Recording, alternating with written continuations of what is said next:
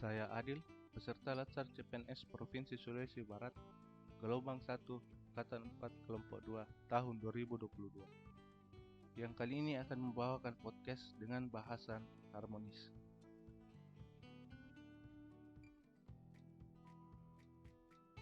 Harmonis dalam bahasa Yunani, harmonia, berarti terikat secara serasi atau sesuai.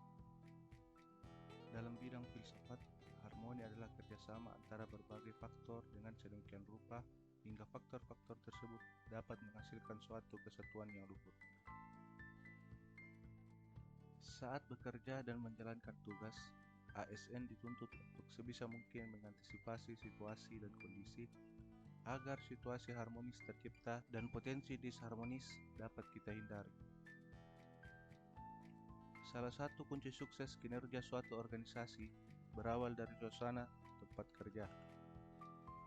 Energi positif yang ada di tempat kerja bisa memberikan dampak positif bagi karyawan yang akhirnya memberikan efek domino bagi produktivitas, hubungan internal, dan kinerja secara keseluruhan. Suasana harmonis dalam lingkungan bekerja akan membuat kita secara individu tenang, menciptakan kondisi yang memungkinkan untuk saling berkolaborasi dan bekerja sama, meningkatkan produktivitas bekerja dan kualitas layanan kepada pelanggan. Brian Scudamore, seorang founder dan CEO sebuah perusahaan brand, menyatakan beberapa hal tentang bagaimana membangun kultur tempat kerja yang harmonis. Suasana tempat kerja yang positif dan kondusif juga berdampak bagi berbagai bentuk organisasi. Ada 3 hal yang dapat menjadi acuan untuk membangun budaya tempat kerja nyaman dan berenergi positif. Ketiga hal tersebut adalah membuat tempat kerja yang berenergi. Sebagian besar karyawan atau orang dalam organisasi menghabiskan separuh hidupnya di tempat kerja. Untuk itu, tempat kerja harus dibuat sedemikian rupa agar karyawan tetap senang dan nyaman saat bekerja. Tata ruang yang baik dan keberadaan ruang terbuka sangat disarankan. Desain ruang terbuka dapat meningkatkan komunikasi, hubungan interpersonal, dan kepuasan kerja, sekaligus optimal mengurangi terjadinya disharmonis yang disebabkan kurangnya komunikasi. Memberi keleluasaan untuk belajar dan memberikan kontribusi.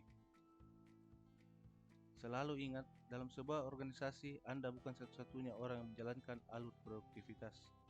Ketika Anda sudah mentok, ada baiknya Anda mencari ide dari orang-orang yang berada dalam tim. Hal tersebut mampu meningkatkan keterlibatan dan rasa memiliki karyawan dalam sebuah bisnis atau organisasi.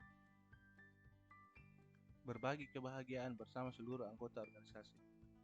Tak dapat dielakkan jika pendapatan adalah salah satu motivator terbaik di lingkungan kerja.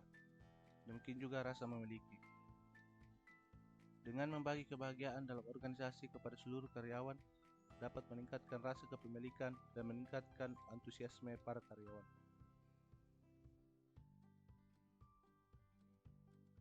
Beberapa peran ASN dalam kehidupan berbangsa dan menciptakan budaya harmonis dalam pelaksanaan tugas dan kewajibannya adalah sebagai berikut.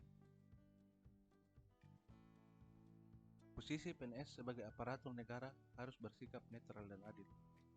Netral dalam artian tidak memihak kepada salah satu kelompok atau golongan yang ada.